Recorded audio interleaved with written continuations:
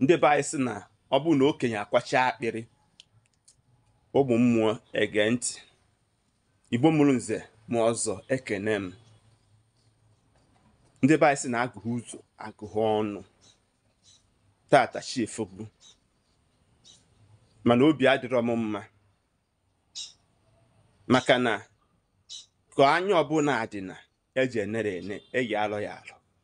Ọ mmadụ na-edozi ife emebiri emebi, ọ mmadụ na-emebikwa ife edoziri edozi. Mana tata ife nji wee bịa bụ maka ndị Okija, bụkwa ife ozi a tụsarụ nya onye ọbụla bụ onye Okija Okija platform or community, kwee ka ozi a rue His Royal Majesty Igwe ndị Okija na PG ndị Okija na ndị niile na-eme dibịa na Okija.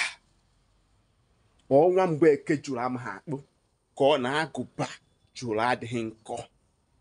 Ke njirimara eji wee mara ndị Igbo. Ajụfugo m ife na mbụ na-ekwu ya kedu onye bụ aka ji ọfọ Okija? Onye shoi client ọ gaa na-arụ nso ogwugwu Okija na-abụ ozu n'iru akwụkwọ. Ke ife nke a na-egosi, ke ife nke a mpụtara m nke a na-egosi n'iru akwụkwọ. Ọ na-eme ka obodo Okija ka a na-atụfu egwu, ka ọ na-eme ka obodo Okija ka enwee a lot of investment ga-abata ebe ahụ. Ụna na-ajụkwa ajụjụ ka ebe ụmụ unu nwanyị ga-aga ije di na o nwekwara ndị ga-abata obodo Okija n'ụmụ ndị a. Iju oke ka ọ sị na ọ bụ aka ji ọfọ, iju Okoye ọ sị na ọ bụ aka ji ahụọ, ijukwa mgbe ka ọ sị na ọ bụ aka ji ọfọ. Ndị be anyị sị na ọfịa ọbụla na-asọ nkata na-epukwa n'elu, maka na mbọsị ọ ga-epu elu ewere nkata baya ike. Chetakwa na enwere aka na-achị obodo Anambra steeti. Gọọmenti ị ga-anọdụ ife dị otu a na-eme n'ogwugwu Okija. His Excellency Prọfesọ Charles Chukwuma Soludo. Ife nji ekwu ife a na-ekwugharị ya bụ na PG ndị Okija, take note of this. Igwe ndị Okija, take note of this. Check enu activities ndị ụmụ unu na-eme, maka na onye chọọ ịchọ client n'iru akwụkwọ, onye chọọ ka anụ afa ya, ọ ga na-agba dead bodies video.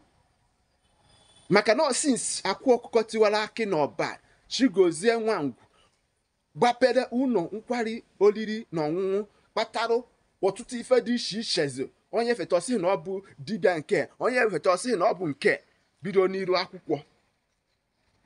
Ke njirimara eji wee mara ndị Okija. Ndị Okija abụghị ndị mbụ kpara ike. O nwere obodo kpara ike nwere ọgwụ.